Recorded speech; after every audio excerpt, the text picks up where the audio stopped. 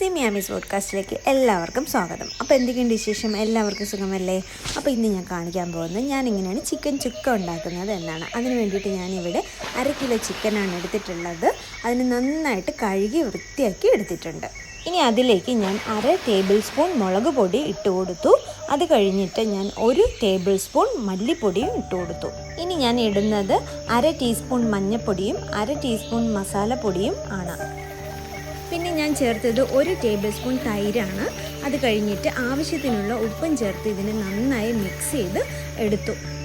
ഇതിലേക്ക് ഞാൻ കുറച്ച് കറിവേപ്പില കൂടി ചേർത്ത് കൊടുത്തിട്ടുണ്ടായിരുന്നു. ഇനി നന്നായിട്ട് മിക്സ് ചെയ്ത് മസാലയൊക്കെ ഇതിന് പിടിക്കുന്നതിന് വേണ്ടിയിട്ട് നമുക്ക് മാറ്റി വയ്ക്കാം.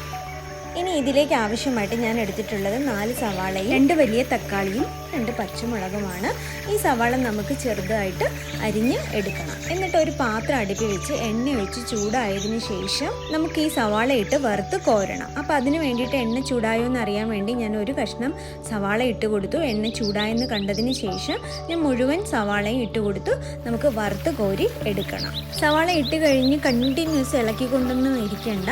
അതൊന്ന് ഇളക്കിയതിന് ശേഷം പിന്നെ കുറച്ച് സമയം ഇളക്കാതിരിക്കുക. അപ്പോഴേക്കും ആ സൈഡ് മൂത്ത് കിട്ടും. പിന്നെ വീണ്ടും നമ്മളൊന്ന് കുറച്ച് ഇളക്കി കൊടുക്കുക. ആ രീതിയിലാണ് ഞാൻ ചെയ്യാറ്. ഞാൻ ഇതിലേക്ക് ഉപ്പിട്ടിട്ടൊന്നും അല്ല ഇളക്കിയത്. സവാള കണ്ടിന്യൂസ് ഇളക്കണ്ട എന്ന് ഞാൻ പറഞ്ഞെങ്കിലും സവാള മൂക്കുന്നതനുസരിച്ച് നമ്മൾ ഇളക്കി കൊടുക്കണം, ഇല്ലെങ്കിൽ അത് കരിഞ്ഞു പോകും. അപ്പോൾ സവാള ഈ ഒരു പരുവായപ്പോഴേക്കും തീ ഓഫ് ചെയ്തതിന് ശേഷം ഞാൻ വളരെ പെട്ടെന്ന് കോരിയെടുത്തു, ഇല്ലെങ്കിൽ ആ ചൂടിൽ തന്നെ അത് വീണ്ടും കരിഞ്ഞു പോകും. പിന്നെ തക്കാളി ഇതുപോലെ ഞാൻ അരിഞ്ഞെടുത്തിട്ടുണ്ട്. ഇനി ഞാൻ സവാള മൂപ്പിച്ച എണ്ണയിൽ നിന്ന് ഒരല്പം എണ്ണ വേറൊരു പാത്രത്തിലേക്ക് എടുത്തതിന് ശേഷം ഇഞ്ചിയും വെളുത്തുള്ളിയും ഇട്ട് കൊടുത്ത് അതിൻ്റെ പച്ച മണമൊന്ന് മാറ്റിയതിന് ശേഷം ഞാൻ എന്ത് ചെയ്തു, തക്കാളി ഇട്ട് വഴറ്റിയെടുത്തു.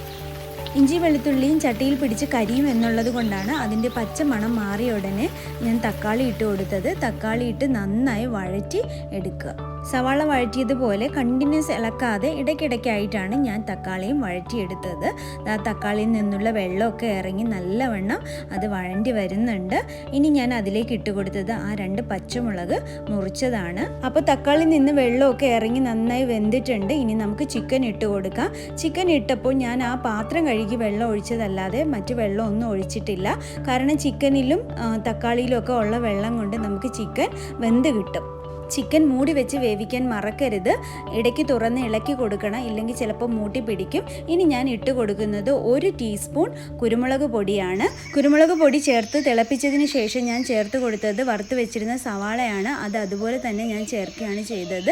നിങ്ങൾക്ക് ഗ്രേവി ആയിട്ട് ഇരിക്കുന്നതാണ് ഇഷ്ടമെങ്കിൽ ഒരല്പം മുന്നേ ചേർക്കുക. എനിക്ക് ഡ്രൈ ആയിട്ട് ഇരിക്കുന്നതാണ് ഇഷ്ടം, അതുകൊണ്ട് ആണ് ഞാൻ ഈ ഒരു സമയത്ത് ചേർത്തത്. പിന്നെ എരിവനുസരിച്ച് നിങ്ങൾക്ക് മുളക് പൊടിയും കുരുമുളക് പൊടിയും ഒക്കെ കൂട്ടുകയോ കുറയ്ക്കുകയോ ചെയ്യാം.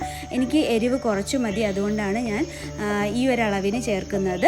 പിന്നെ നമ്മളിത് തിളച്ച് വരുമ്പോഴേക്കും ഇതിൻ്റെ അരികിൽ നിന്ന് എണ്ണയൊക്കെ തെളിയാൻ തുടങ്ങും. ആ ഒരു പരുവം ആകുമ്പോഴേക്കും നമ്മുടെ ചിക്കൻ ചുക്ക റെഡിയായി എന്നാണ് അർത്ഥം. പതിവ് പോലെ തീ ഓഫ് ചെയ്യുന്നതിന് മുന്നേ 1/2 ടീസ്പൂൺ മസാലപ്പൊടിയും അല്പം കറിവേപ്പിലയും ചേർത്ത് കൊടുത്തു. മല്ലിയില ഉള്ളപ്പോഴൊക്കെ മല്ലിയിലയും ഞാൻ ചേർക്കാറുണ്ട്, അതൊക്കെ നല്ലൊരു മണം നൽകും. അപ്പോൾ നമ്മുടെ ചിക്കൻ ചുക്ക റെഡി ആയിട്ടുണ്ട്. നിങ്ങൾ ആദ്യമായിട്ടാണ് എൻ്റെ വീഡിയോ കാണുന്നതെങ്കിൽ സബ്സ്ക്രൈബ് ചെയ്യാൻ മറക്കരുത്. ലൈക്ക് ചെയ്യുക, ഷെയർ ചെയ്യുക. മറ്റൊരു വീഡിയോയുമായി വീണ്ടും വരാം. അതുവരേക്ക് ബൈ.